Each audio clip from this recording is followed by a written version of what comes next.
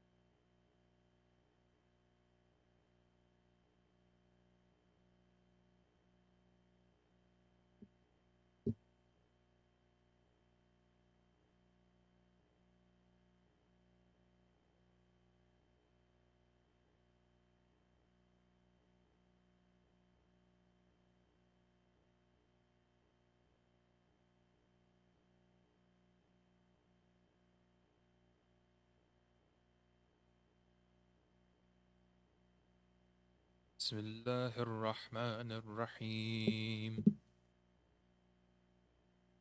اللهم إني أفتتح الثناء بحمدك وأنت مسدد للصواب بمنك، وأيقنت أنك أنت أرحم الراحمين في موضع العفو والرحمة، وأشد المعاقبين في موضع النكال والنقمات، وأعظم المتجبرين في موضع الكبرياء والعظمات. اللهم أذنت لي في دعائك ومسألتك،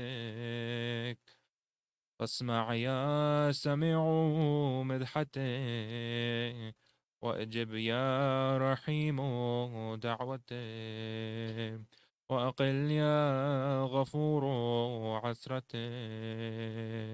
فكم يا إلهي من قربة قد فرجتها، وهموم قد كشفتها، وعسرة قد أقلتها، ورحمة قد نشرتها، وحلقة بلاء قد فككتها.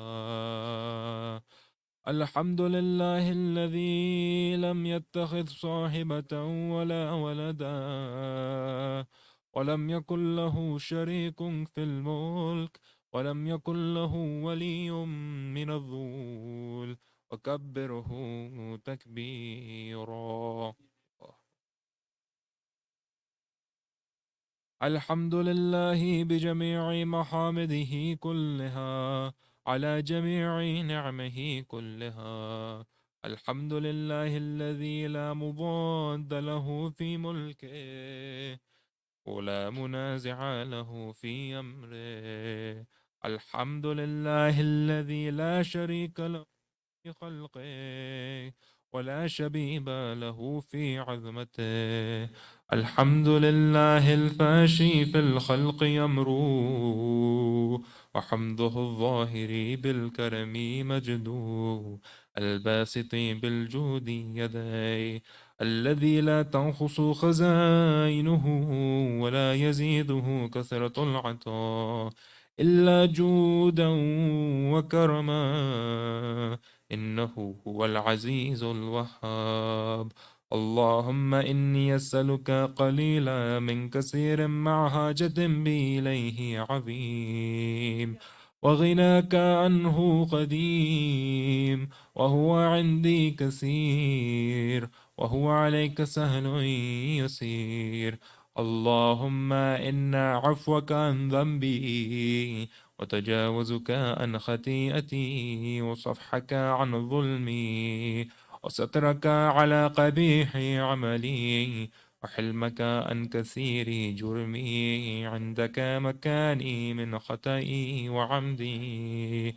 أتمعني في أن أسألك ما لا أستوجبه منك، الذي رزقتني من رحمتك، وأريتني من قدرتك، وعرفتني من إجابتك، وصرت أدعوك آمنا، وأسألك مستأنسا لا خائفا ولا وجلا، مدلا عليك فيما قصدت فيه إليك. فإن أبتع عني عتبت بجهلي عليك، ولعل الذي يبتع عني هو خير لعلمك بعاقبة الأمور. فلما أر مولا كريما أصبر على عبد لئيم منك علي. يا ربي إنك تدعوني وأولي عنك، وتتحبب إلي فأتبغض إليك، وتتودد إلي فلا أقبل منك. كأن لي التطول عليك، فلم يمنعك ذلك من الرحمة والإحسان إلي والتفضل علي بجودك وكرمك. فارحم عبدك الجاهل، وجد عليه بفضل إحسانك، إنك جواد كريم. الحمد لله مالك الملك، مجري الفلك، مسخر الياح، فالك الإصباح، ديان الدين، رب العالمين. الحمد لله على حلمه بعد علمه، والحمد لله على عفوه بعد قدرته، والحمد لله على طول أناته في غضبه، وهو قادر على ما يريد.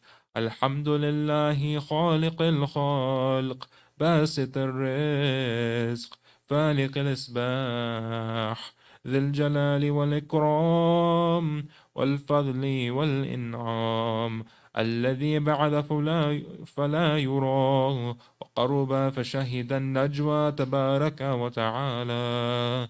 الحمد لله الذي ليس له منازع يعادل، ولا شبيه يشاكل، ولا ظهير يعاصد، وحرى بعزته العزة، وتواضع لعظمته العظماء، فبلغ بقدرته ما يشاء. الحمد لله الذي يجيبني حين أنادي، ويستر علي كل عورة وأنا أعصي، ويعظم نعمة علي فلا أجازي. فكم من موحبة حنيئة قد أعطاني، وعزيمة مخوفة قد كفاني، وبحجة مونقة قد أراني، فأثني عليه حامدا وأذكره مسبحا. الحمد لله الذي لا يهتك هجابه، ولا يغرق بابه، ولا يرد سائل، ولا يخيب آمل. الحمد لله الذي يؤمن الخائفين وينجي الصالحين، ويرفع المستضعفين ويدع المستكبرين، ويهلك ملوكا ويستخلف آخرين. والحمد لله قاسم الجبارين مبير الظالمين، مدرك الهاربين نكال الظالمين، صريخ المستصرخين، موضع الهاجات الطالبين، معتمد المؤمنين. الحمد لله الذي من خشيته ترعد السماء والسكان، وترجف الأرض وعماره، وتموج البحار ومن يسبح في غمرتها. الحمد لله الذي هدانا لهذا وما كنا لنهتدي لولا أن هدانا الله. الحمد لله الذي يخلق ولم يخلق، ويرزق ولا يرزق، ويطعم ولا يطعم، ويميت الأحياء ويحيي الموتى، وهو حي لا يموت، بيده الخير، وهو على كل شيء قدير. اللهم صل على محمد عبدك ورسولك وأمينك وصفيك وحبيبك وخيرتك من خلقك وحافظي سرك ومبلغي رسالتك، أفضل وأحسن وأجمل وأكمل وأزكى وأنمى وأطيب وأطهر وأسنى وأكثر ما صليت وباركت وتحرمت وتحنمت وسلمت على أحد من عبادك وأنبيائك ورسولك وصفوتك وأهل الكرامة عليك من الخلقك. اللهم وصل على علي أمير المؤمنين ووصي رسول رب العالمين، عبدك ووليك وأخي رسولك وحجتك على خلقك وآيتك الكبرى والنبأ العظيم. وصل على الصديقة الطاهرة فاطمة السيدة النساء العالمين. وصل على سبط رحمة وإمامي الهدى الحسن والحسين سيدي شباب أهل الجنة. وصل على أئمة المسلمين علي بن الحسين ومحمد بن علي وجعفر بن محمد وموسى بن جعفر وعلي بن موسى ومحمد بن علي وعلي بن محمد والحسن بن علي والخلف الحادي المهدي، حججك على عبادك وأمنائك في بلادك صلوات كثيرة دائمة.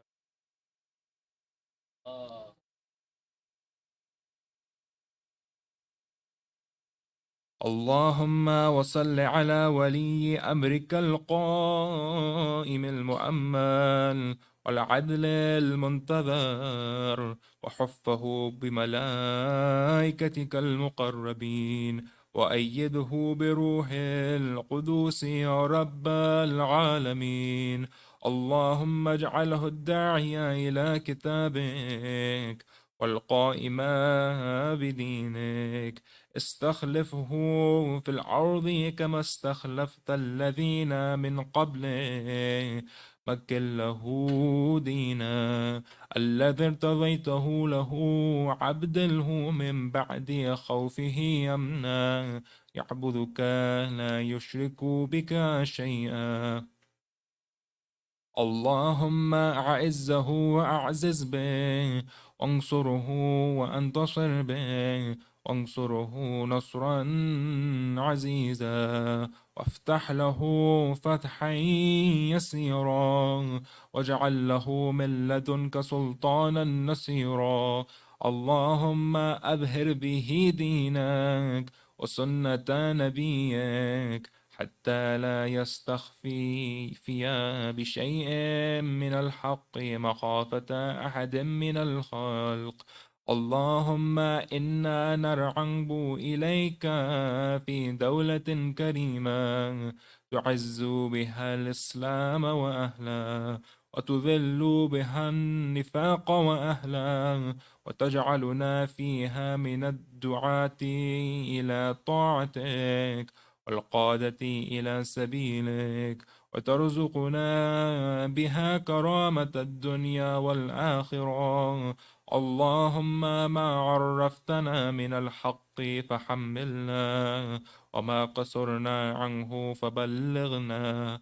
اللهم المم به شعثنا، واشعب به صدعنا، وارتق به فتقنا، وكثر به قلتنا، وأعزز به ذلتنا، وأغني به عائلنا، واقضي به عن مغرمنا، واجبر به فقرنا، وسد به خلتنا، ويسر به عسرنا، وبيض به وجوهنا، وفك به يسرنا، وأنجح به طلبتنا، وأنجز به مواعيدنا، واستجب به دعوتنا، واعتنا به سؤلنا، وبلغنا به من الدنيا والآخرة آمالنا،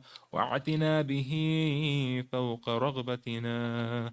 يا خير المسؤولين وأوسع المعطين، اشفي به صدورنا، وأذهب به غيظ قلوبنا، واهدنا به لما اختلف فيه من الحق بإذنك، إنك تهدي من تشاء إلى صراط مستقيم.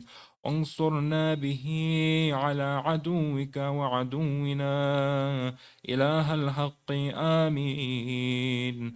اللهم إنا نشكو إليك فقد نبينا صلواتك عليه وآله، وغيبة ولينا، وكثرة عدونا، وقلة عددنا، وشدة الفتن بنا، وتظاهر الزمان علينا. وصل على محمد وآله، وأعنا على ذلك بفتح منك تعجل، وبضر تكشف، ونصر تعذ، وسلطان حق تظهر، ورحمة منك تجللونها، وعافية منك تلبسنها، برحمتك يا أرحم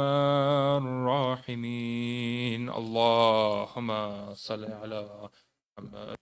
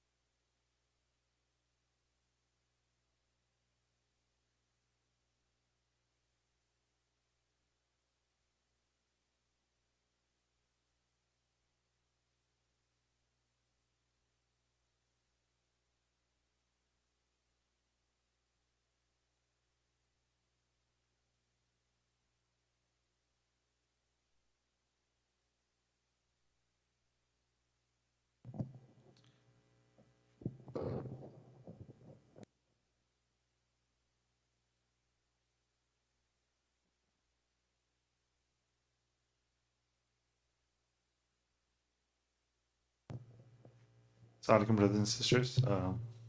Now, I would like to request Sheikh Ahsan Ahmadi to start with his speech with your loud salawat. Allahumma salli ala Muhammad wa ali Muhammad wa ali.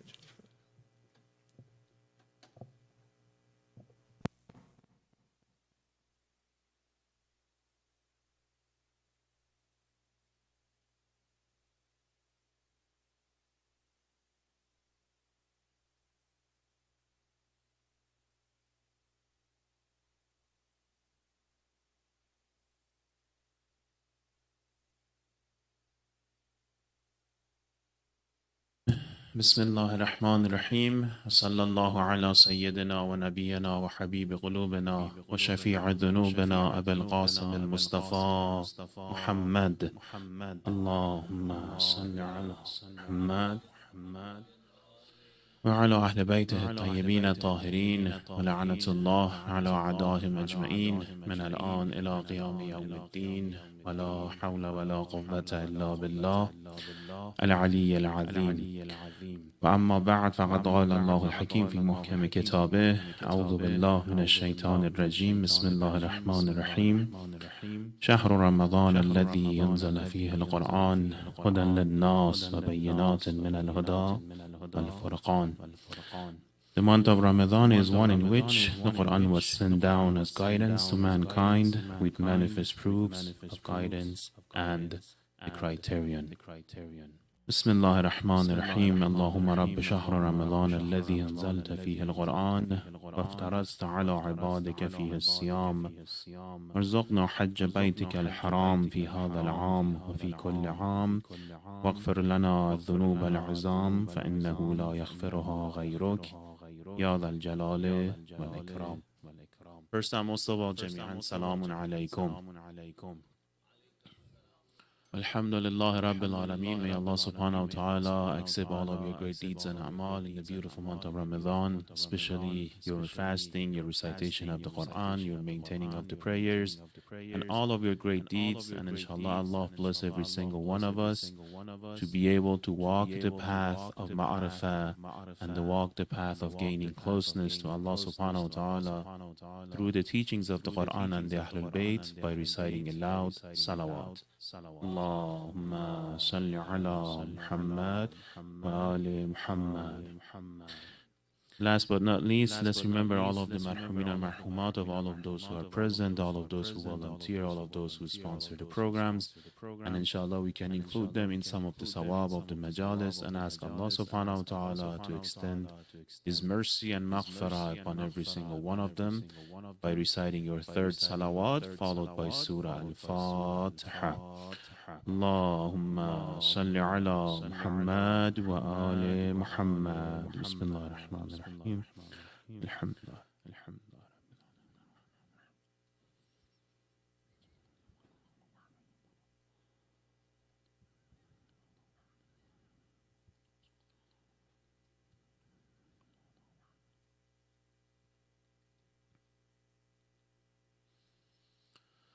So Alhamdulillah Rabbil Alameen, we started having a discussion about one of the most, or I can say one of the two weighty things that we are left behind after the time of Nabi Rasulullah, meaning the Saqlullah al-Akbar, the Kitab Allah, Quran al-Kareem, and how we can actually put to use and take or make more out of the teachings of the Quran by recitation of the Quran that we have on daily basis.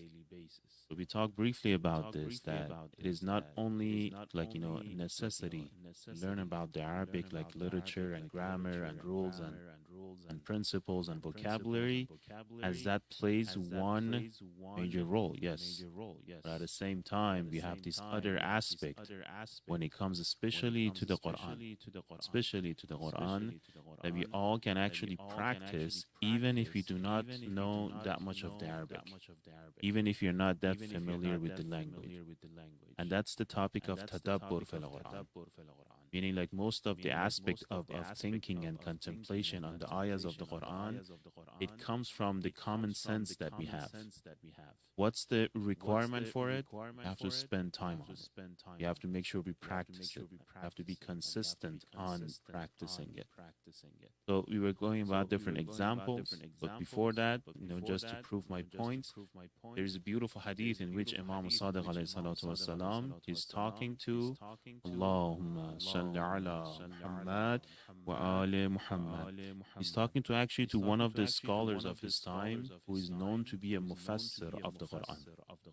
So he's like, saying all of this tafsir about the Quran. And Imam Sadiq alayhi salatu wasalam, when he sees him, he mentions one great line, which literally puts a line over his entire knowledge. He says, "Ma warathaka min kitab Allah harfan." Ma warathaka min kitab Allah harfan. You have not even learned one letter from kitab Allah. The person is already well-known scholar. He has classes for tafsir and he keeps on talking about the Quran. When he encounters with Imam Sadiq, Imam Sadiq tells him, "Indeed, you have not even learned one letter from the Quran." So now the discussion continues and it gets in depth and gets in details when Imam Sadiq express some of the the knowledge that he has for this person who calls himself the mufassir of the Quran. Meaning again, Arabic part is part of it. We all need it. Don't take that lightly. Try to participate in courses, try to participate in online courses. All of that is essential and we do need it and makes it much easier, of course, right? But at the same time, we have to make sure that we keep in line all of the different criterions or all of the different requirements that we need in order to understand, inshallah, the Quran a little bit more. And no matter how much time we spend, there's always this higher depth, right? And within the layers of the Quran, there are these other aspects of layers when it comes to the meanings. And all of those meanings are derived from what we see is from the esoteric aspect, the Zahiri aspect of the Quran. So first step, we have to learn about the Zahir of the Quran, what it looks like, be able to read and recite it. Second step, look at the translations. As I mentioned, there are so many English translations available online that, with a touch of your finger, you can find different translations. Third step, if you have time, go and take a look at Tafsir, right? And fourth step is when you take one particular ayah, and this one particular ayah, you try to contemplate on the meaning of it in terms of how would it reflect on your personal or social life, right? So there were some examples. I mentioned some of the examples yesterday. We would not finish the whole topic. So I'm going to continue from where we left off. And inshallah, I'm going to go and talk about the new topic for today. So the first thing was to find the ayahs in which Allah subhanahu wa ta'ala used the word nadar. We talked about this, that whenever Allah subhanahu wa ta'ala used the word nadar in a different form of the verb, He's literally telling us to have a self-reflect on that specific or particular subject, right? And self-reflect doesn't mean, okay, just to learn about it, memorize it, and then move on with your... It means go back and contemplate on the very same topic. There are so many reasons embedded within that topic that Allah subhanahu wa ta'ala constantly is telling us to go back and think and think and think, meaning try to discover different aspects of the very same topic, right? So nadar is one of them. For most of the ayahs in which that starts with qul, right? Say this. Imagine that the ayah has been revealed to Nabi Rasulullah. And Nabi Rasulullah, his main duty is iblagh. Iblagh means to convey the message. So why Allah again emphasizes by saying qul, right? The very same Surah Tawheed that we all recite, very first ayah, قُلْ هُوَ اللَّهُ أَحَدٌ. Why is Allah saying, the qul part? Can He just say huwa Allahu ahad? Wouldn't that be sufficient? So again, there's an indication here that the minute we see all of these ayahs that starts with the qul, that means we have to go back and we have to take those ayahs and we sort of like have to use them as the golden, principles when it comes to our life. How so? Meaning, like, for example, the very same of Surah Tawheed. Every time I think about this ayah, I try to reflect on this. Okay, me knowing that Allah subhanahu wa ta'ala is ahad, how is that going to have any, like, impact in my personal life? Is it just a piece of, like, information that I know? If it's only a piece of information that I know, it's just a writing that they put on, like a lot of, the stones, and they put it on the rings, right? They put even on the stones that they put on the graves as well, right? But it's just a writing. No, the meaning, the concept of it, or how would that, like, change the way I see everything around myself? That's the whole intention here, right? Now, if I can have the slide, please, Brother Assam. So we talked about a couple of ayahs, if I'm not mistaken, right? If you can go to the next one, please. Next page. Thank you. So we got to this point that when we look at all of the ayahs in the Quran, which has the word of nazar in different formats within the ayahs, at least 10 categories will be listed in which we're supposed to have a thorough, like, or deep, like, let's say, look or research or thinking information about. So this 10th topic or 10 subjects, as you can see, literally shapes out our entire lifestyle. It starts from ourselves, then goes to our life, goes to universe, goes to the very same knowledge that we constantly seek, talks about the past and the history, talks about the creator, the next world, the means to the next world, which means the prophet and the prophethood and the Muhammad, and of course the second mean, the holy book of the Quran. Last but not least, the main objective or the purpose that we have. So all of these 10, I should be able to, as a mu'min or mu'mina, be able to provide a description in which this description would not be only something that I have memorized, but something that I've been reflecting on my entire life. Otherwise, what's happening? I just hear something, I memorize it in the majlis, I go out, I forget about it. Again comes the next month of Ramadan, the same stuff gets repeated again. I memorize, I go out, I forget about it. There will be no sense of change. Whereas we know month of Ramadan is a month of change, month of self, like, structure. The month in which, like, we've been blessed with so many amount of blessing. As again, look at the ayahs. The month of Ramadan is referred to as the month in which the whole sky becomes gateways, meaning, like, every single attribute of Allah subhanahu wa ta'ala, from the Rahmaniyat of Allah subhanahu wa ta'ala, becomes a gateway for us. So it becomes upon us which way or which gateway, which door we want to pick in order to gain closeness to Allah in this month. So one of the ways, go and reflect on all of the stuff that He has told us in His book, the Holy Book of the Quran. So for example, we talked about the first 5 or 6, I think, right? What about resurrection? The resurrection, we say everybody believes in Ma'ad. Everybody knows that, like, there is a life after death. But is resurrection really talks about just knowing that there will be a next world? Or no, this knowing about the next world has to play a role in, like, for example, how I live my life today, tomorrow, the next week, the next year, right? How would I shape my decisions according to believing in resurrection? Two different things. A lot of times we say, yes, I believe in it by words. A lot of times we just self-reflect on that, right? Or number 8, the prophethood and the imamate. Talk about this a lot, especially about the imamate. We always try to prove it. We always try to, like, debate about it. We always talk about it. Yes, that's good on the proving part. But we prove it for a reason. Once we proved it, then what's the next step?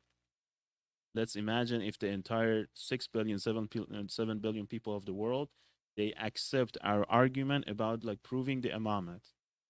Would that be the end of the story?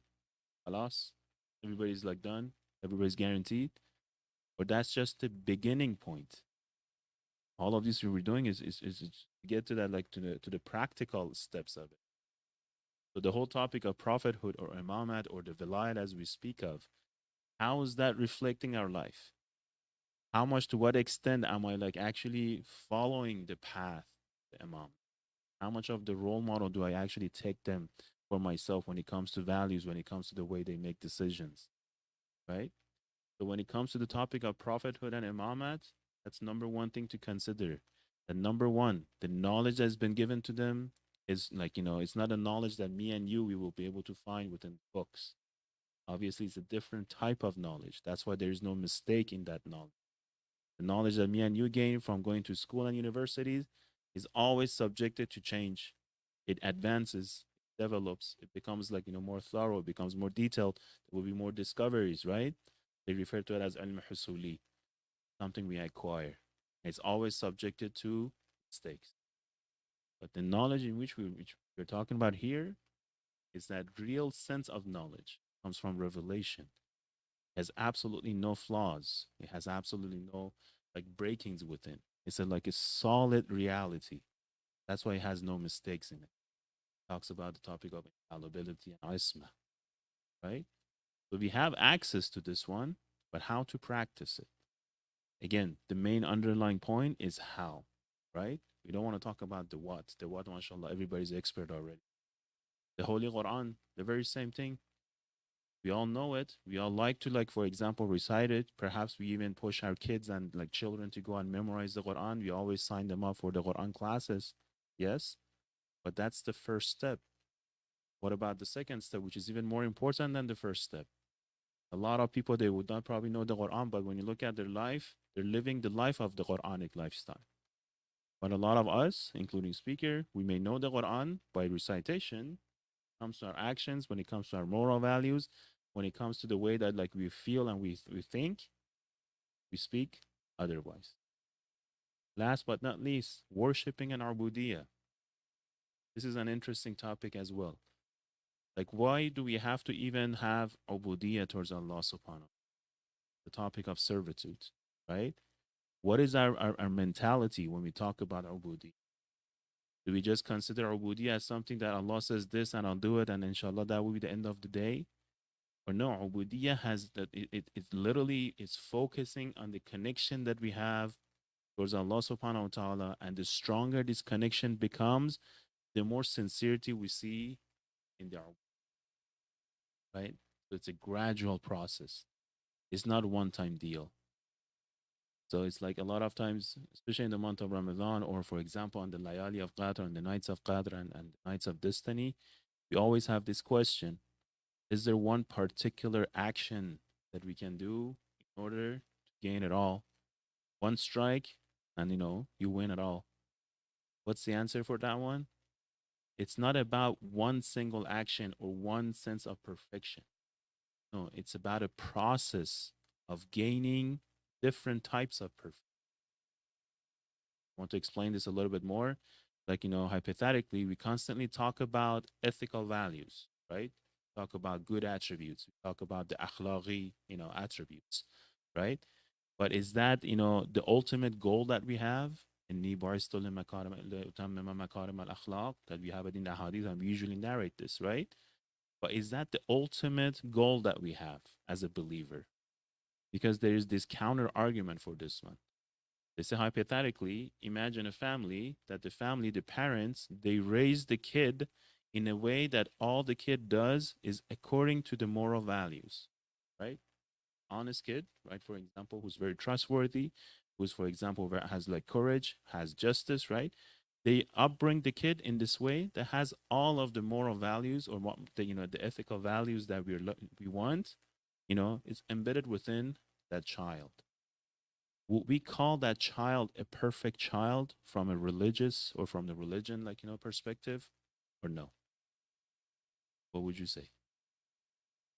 You raise a child and you embed all of the ethical points that we usually have discussion about in this child. Do we call him a perfect child as we say as we speak? From religious aspect, we say we cannot make a judgment. And here's becomes interesting. Why so? Because let's say this child that has all of the ethical values, has all of the akhlaqi points, mashallah, it's a great child, right? We make a comparison between him and another person who's like, for example, has all of the negative, attributes. Can we say child A is better than child B? Yes? Cannot. Why not? Here's when we say the challenge comes from the akhlaqi point. Because the akhlaqi point looks at each attribute. Says, okay, for example, the honesty has to go to the perfect level. Trustworthiness has to go to the perfect level. The courage has to go to the perfect level. But when we look at it from religious aspect, it says no, not necessarily. It depends on the situation in which the child is placed in. Perhaps the one that the child B who does not have a proper upbringing within the circumstances that he's placed in, for whatever reason that he finds, he has that sense of taqwa, right? He's placed in a very harsh circumstance, but when it comes to making that foul decision, he pertains himself from doing so. He pertains himself from doing that sin, right? So they say this, the value of this pertaining himself from committing that sin, worth more than all of those attributes that the other child A has. So it's not only about gaining those specific particular akhlaqi, like ethical values. It's a matter of in which situation, how much are we able to put those akhlaqi, attributes into practice. That's the battle between the taqwa and akhlaq, between piety and ethical values. Taqwa always talks about a higher form of it. So that's why we see multiple sense of perfections within the elite members when it comes to religion. For example, when you look at Amir al-Mu'minin, Ali ibn Abi Talib alayhi salatu wassalam, Allahumma salli ala Muhammad wa ala Muhammad. We can say we see contradictory attributes at the same time. He is the number one in terms of courage, but when he sees an orphan, he kneels down and he cries with the orphan. That you do not see in anybody else who knows to be or who's known to be a champion. Right? The ones who are usually a champion, they're very perfect in terms of their courage, in terms of their skill set, but in terms of mercy, they don't have that much mercy. That what makes them the champion, right? Because they're constantly focusing on one thing. But when it comes to the Ahlul Bayt, no, we see that at the same time of having that courage, they have that mercy, they have that justice, right? So they have this comprehensive look, throughout the different attributes that we talk about. That's the spirit of taqwa. Not only in the Ahlul Bayt, but we see it even in the companions. Those who are closer and closer to the Ahlul Bayt, we see the very similar attributes within them as well, right? So that talks about this worshiping and ubudiyah. Meaning the more we emphasize on this part, the question that why should we do so many a'mal and deeds in the month of Ramadan, it comes from the very same concept. That through the path of our ubudiyah, it is that the path of gaining, the true sense of perfection, not just the titles. Again, we want that spirit in which is going to put the qualities that we gain into practice. Otherwise, the sense of kamal, the sense of perfection would not happen. It would just be at the stage of faculty, as they say. It becomes a qawwa. Qawwa means it has no actuality. We just have it embedded in, but we have not been able to manifest it. We have not been able to practice it. So we reach the how method, and I mentioned it's very simple. Very simple. We just have to get in the habit of it, right? 4 questions, very simple results. So let's say I'm going to start with the example that I mentioned last night. The most virtuous of deeds in the month of Ramadan, according to the hadith of the khutbah of Sha'baniyah from Nabi Rasulullah, is to pertain ourselves from the haram, pertain ourselves from the sins, the forbidden acts in the month of Ramadan. It's not even about Quran recitation. It's not even about doing all of these great works. It's about pertaining ourselves from the haram. Why so? Let me explain that one and then I'll get to the practical. The reason is very simple. If you look at the hadith again, Allah subhanahu wa ta'ala talks about His mercy and forgiveness. And He talks about how much of sins Haqqullah, right? He keeps on forgiving and forgiving and forgiving on every day of the month of Ramadan. On the first night, Alhamdulillah, all of the mu'mineen and mu'minat, they have been forgiven. Yes? What remains there that Allah keeps on telling that I forgive and forgive and forgive every day after every day after every day? But now the meaning of forgiveness is not about like forgiveness of the sins. Rather, the forgiveness means elevation, levels of iman within the believers. So in a sense, again, Allah is providing. All we have to do, we have to collect it. How can we make sure that we are collecting what Allah subhanahu wa ta'ala is providing at the maximum amount of level? Al-wara'u and Allah. Just have to make sure we won't create any barrier here. We don't create any like curtains. We don't create any obstacle. Just let the flow to come in and let the flow to take us. Right? 1 month worth of work, 1 year or 1 lifetime worth of results. Example of that one, the best example is Laylatul Qadr, right? How many years is Laylatul Qadr equal to? Those are good in math. 1,000 months. 1,000 months, how many years is that? 1,000 months. How many years is that? 12 months in a year. So divide 1,000 by 12. How many years would that be? 80-ish? 83, 84, no 85? Yeah, it's about 80 something, right? There's basically a lifetime worth of, amal. So is that just? Would that be justice? One night, a lifetime worth of reward. Would that be justice? If Allah says so. So here is okay, it's justice. But when it comes to other aspects, oh, yeah.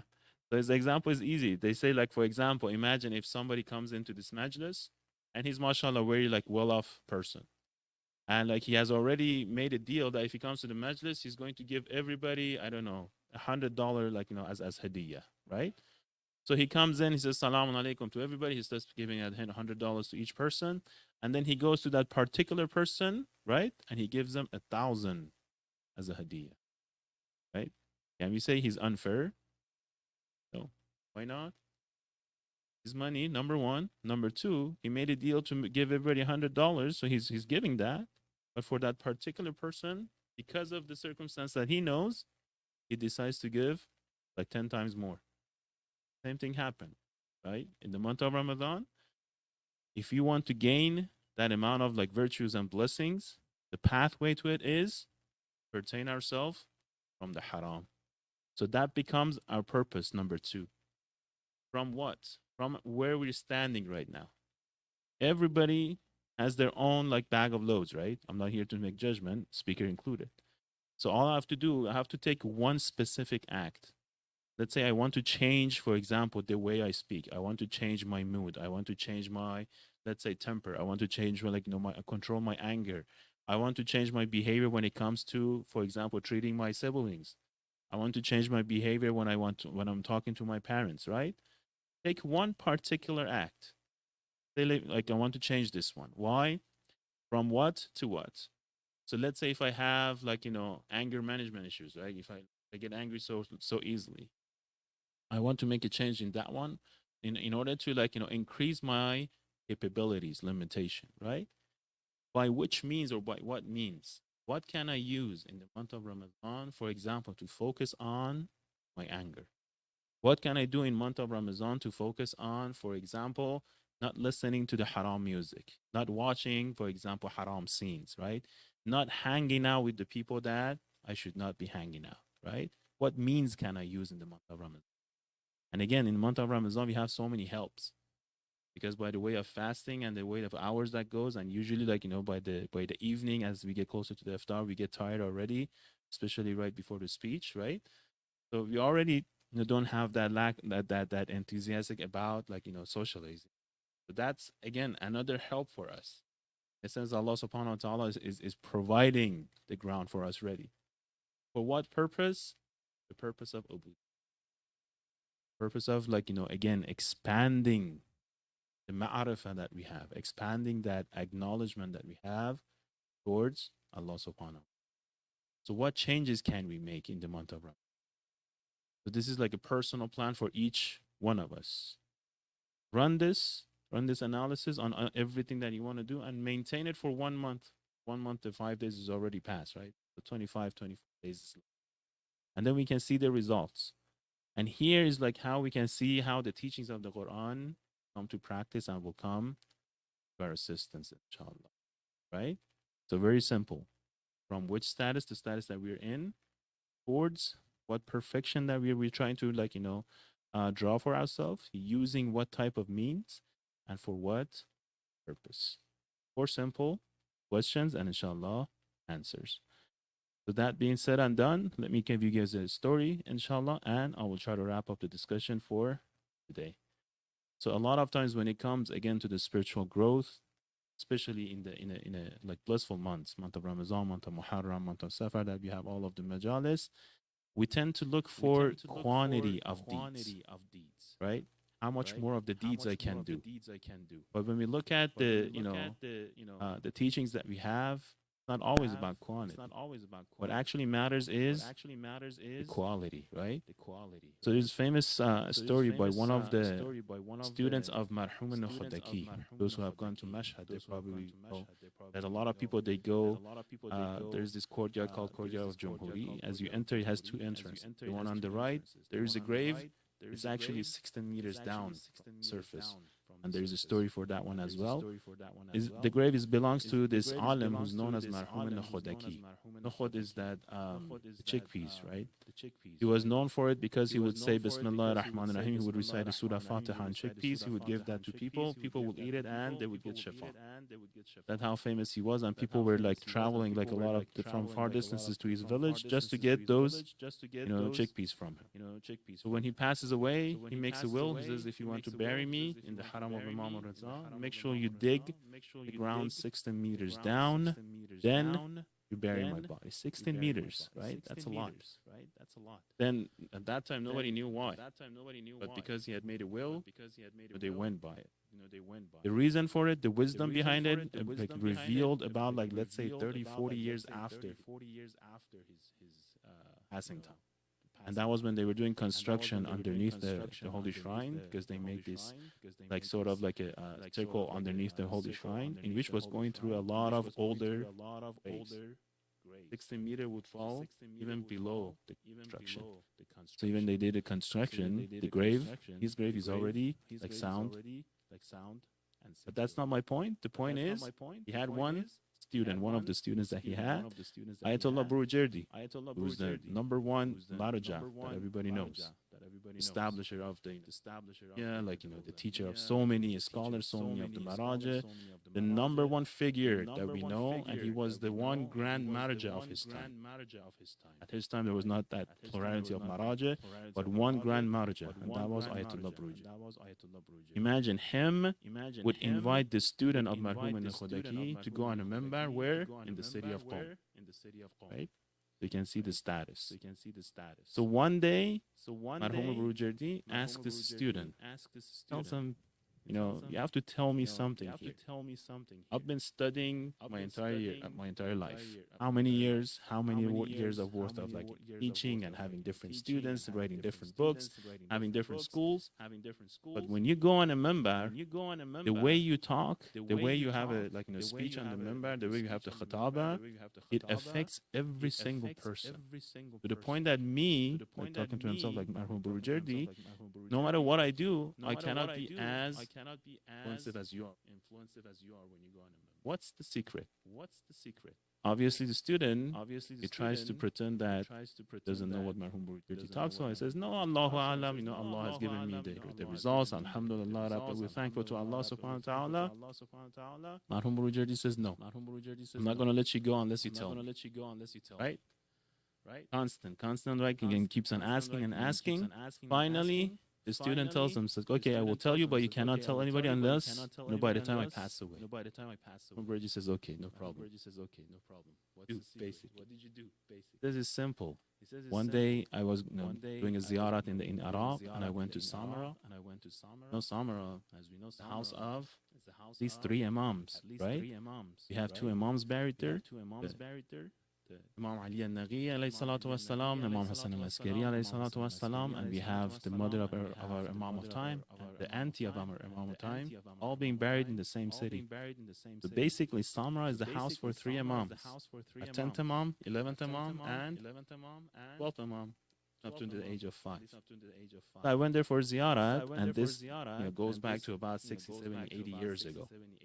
But at that time, the servants of the shrine, they were all Ahlus Sunnah. So they would close down the shrine around like midnight, and they would reopen it like at Sahar, like, when the Fajr prayer was recited, the Azan was recited. So as I went there, they came to lock down the doors. They was bring everybody out. This is it, khalas, turn off the light. So I thought to myself that, okay, I have come all this long journey. Why don't I spend one night shrine of the Askarain in the city of Samra?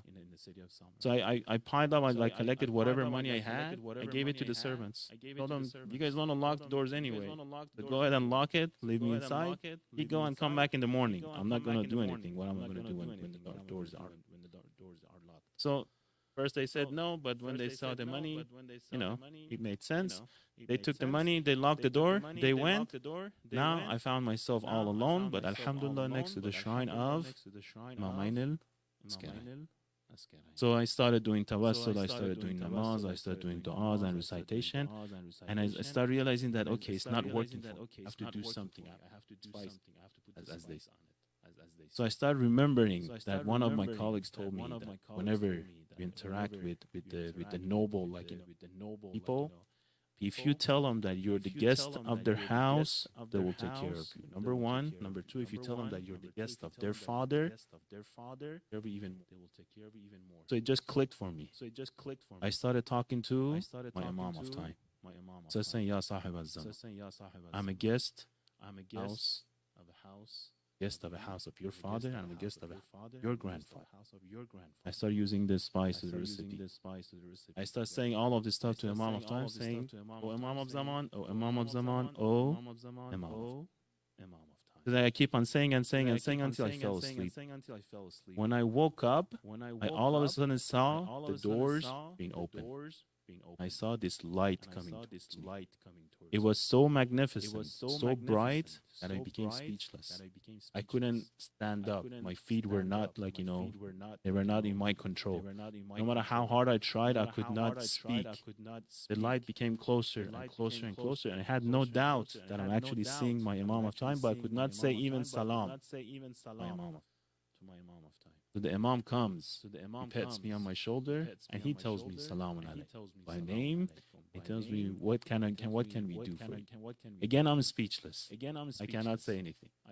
Then again, Imam tries to calm me down, and he tells me, what is it that you want? Finally, I get the guts to say something. I respond back and say, I want your health. I want you to be healthy, O Imam. Mom smiles and says, okay, but what is it that you want? Again, I couldn't say anything.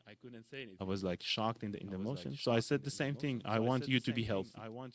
Mom, for the third time, smile at me. With the same question. What is it that you want? I couldn't change my mind. I kept on saying the same thing.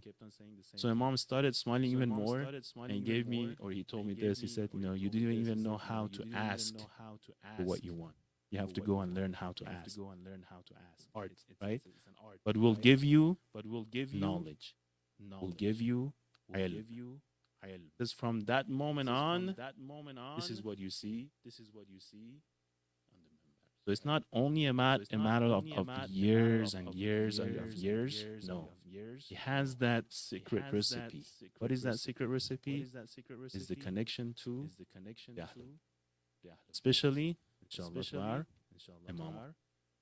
So we hope and we pray to Allah subhanahu wa ta'ala on these blissful nights of the month of Ramadan, that by the blessings of the Quran and inshallah by the blessings of the Ahlul Bayt, He will provide us the true guidance and the Sirat al-Mustaqim, and inshallah hasten the appearance of Imam of time.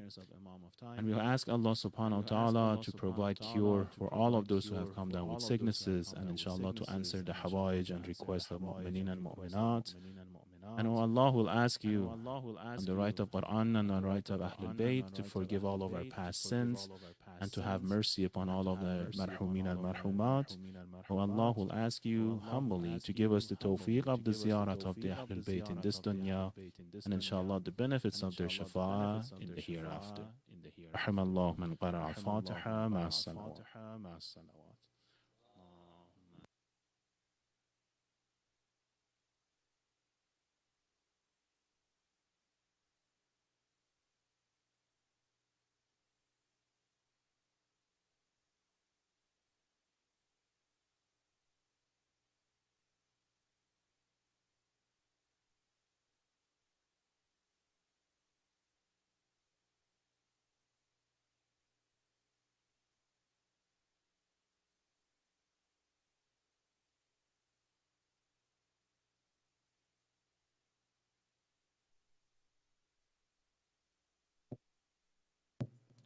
Just a couple of minutes, so I'll be quick. Let's say loud salawat. Allahumma salli ala Muhammad wa ali Muhammad.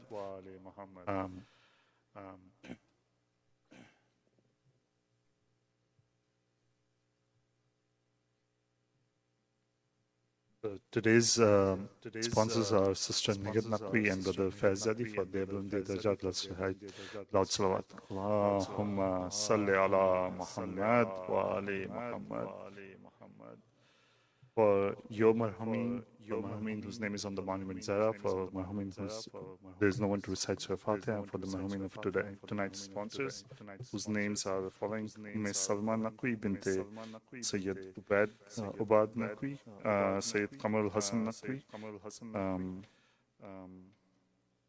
Muhammad Haider Naqvi ibn Wasi Haider Naqvi, Waqar Fatman Naqvi, Zia Ahmed Zadi ibn Purnur Ahmed Zadi.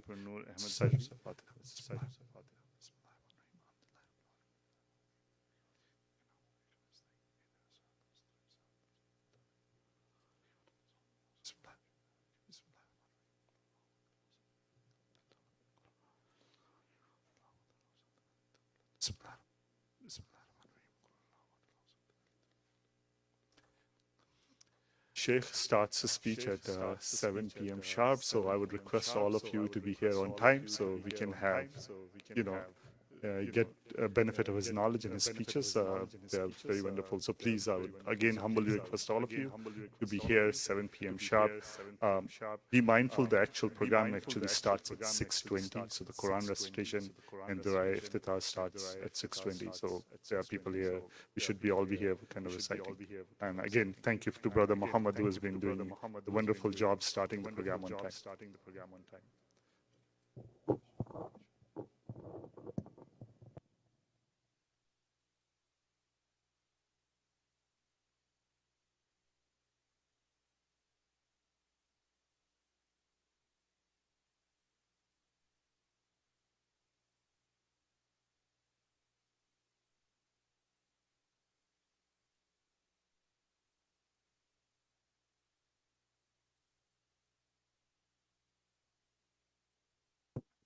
أعوذ بالله من الشيطان الرجيم بسم الله الرحمن الرحيم إن الله وملائكته يصلون على النبي يا أيها الذين آمنوا صلوا عليه وسلموا تسليما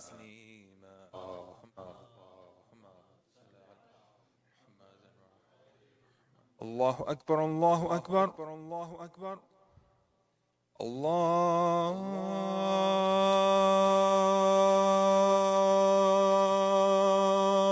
أكبر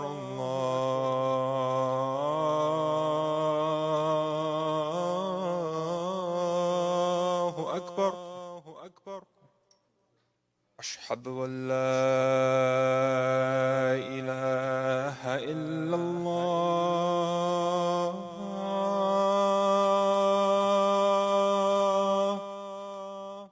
أشهد أن لا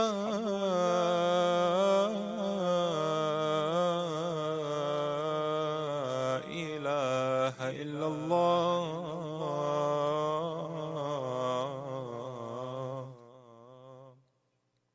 أشهد أن محمد رسول الله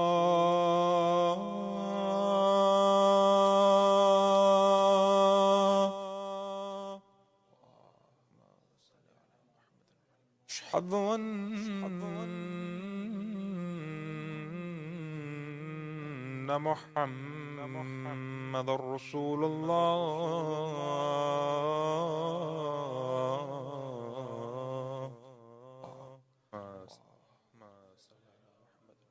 أشهد أن علي ولي الله.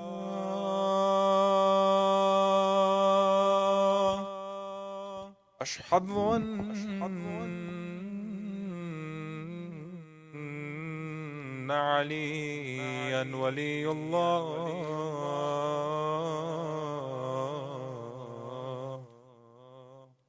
حي على الصلاة.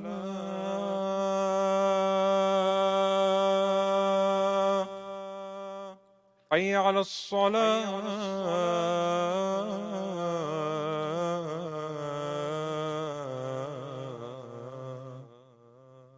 حي على الفلاح.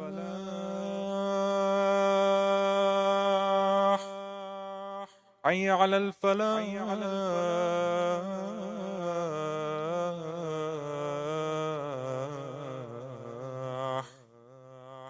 حي على خير العمل. حي على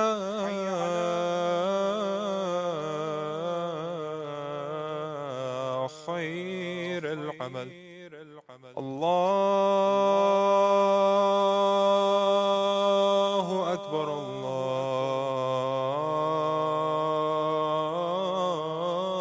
الله أكبر. لا إله إلا الله. لا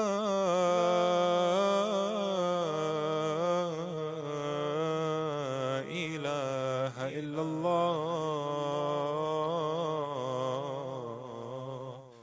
وصلى الله على حبيبه سيدنا محمد وآله وأصحابه